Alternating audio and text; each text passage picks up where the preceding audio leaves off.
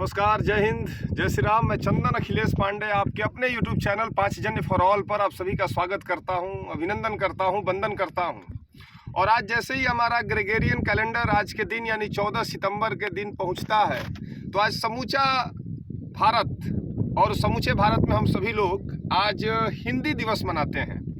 भारतीय संविधान का अनुच्छेद 343, हालांकि 343 से लेकर के 351 तक हमारे संविधान में राजभाषा का उल्लेख है, लेकिन 14 सितंबर को हम हिंदी दिवस मनाते हैं और इस उम्मीद से मनाते हैं, इस प्रयास से मनाते हैं, इस महत्व के साथ मनाते हैं कि हिंदी हमारे देश की बिंदी है, हिंदी हमारी राष्ट्रीय भाषा है। लेकिन बड़े ही अफसोस और बड़े ही दुख के साथ मैं आप सभी को बता रहा हूं, या आप में से अधिकतर लोग जानते होंगे कि हिंदी हमारी राष्ट्रीय भाषा नहीं है, यह महज एक राजभाषा है। अनुच्छेद भारतीय संविधान का अनुच्छेद 343 हिंदी को जस्ट एन ऑफिशियल लैंग्वेज के रूप में वरीयता देता है। भारत की राजभाषा हिंदी है, इसको राष्ट्रीय भाषा बनना चाहिए।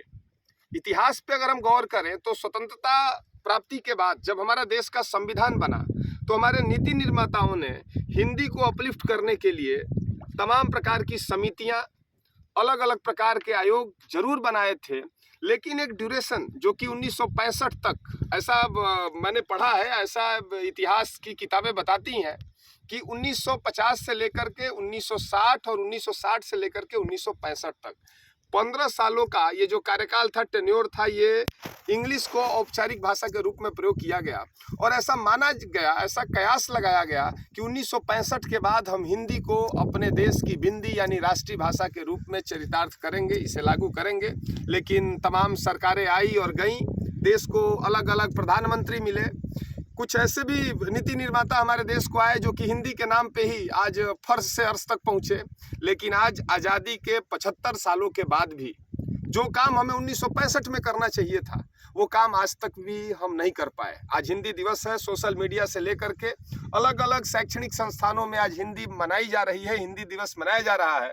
बड़े बड़े विद्वान बड़े बड़े लेक्चर, बड़े बड़े व्याख्यान हिंदी पे दे रहे हैं। लेकिन जिस देश में हिंदी के लिए एक दबाएं और इंग्लिश के लिए एक दबाएं और हिंदी के लिए दो दबाएं जैसा प्रचलन हो, जिस देश में हिंदी के रूप में यदि आप अपने गाड़ी का नंबर प्लेट लिखवाते हैं तो आपके ऊपर चालान काट दिया जाता हो, जिस देश में, जिस इंग्लिश की मैं बात कर रहा हूँ, जिस इंग्लिश का प्रोपेगेशन, जिस इंग्लिश का इम्पोर्टेंस अंग्रेजों ने बना के चला गया, अंग्रेजों ने आज हमारे देश में इंग्लिश पे हम लोग को निर्भर होना सिखा करके चले गए।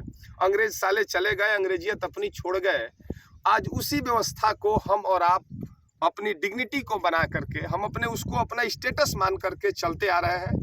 तो आज हिंदी दिवस पे, चूंकि जैसा आप देख रहे हैं नौका विहार हो रहा है, मेरे साथी सुबोध सर हैं हमारे साथ, एक चाचा का सहयोग मिला जिनके साथ हम आज नौका विहार पे आए हैं। और आज हम तीनों लोगों ने फैसला किया कि आज नौका विहार करेंगे, छुट्टी का दिन था। तो और इस नौका विहार के माध्यम से हिंदी दिवस पे भी कुछ आप लोगों से बात करने का मन था, तो मैंने एक वीडियो बनाने का प्रयास किया।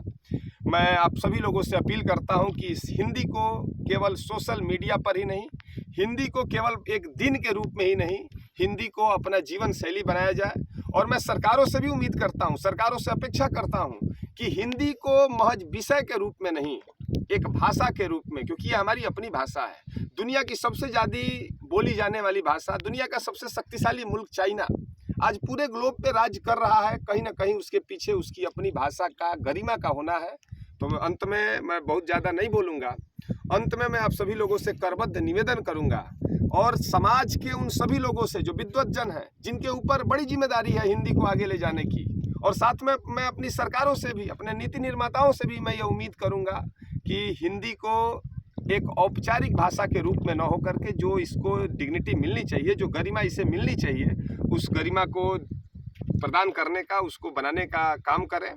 343 तक ही हमारी हिंदी न सिमट करके रह जाए, राजभाषा के रूप में ही हमारी हिंदी की पहचान न हो, क्योंकि हिंदी महज एक भाषा ही नहीं है, हम भारतीयों की जीवन शैली है, हम भारतीयों का इतिहास है, हम भारतीयों का भूगोल है, हम भारतीयों का आध्यात्म है।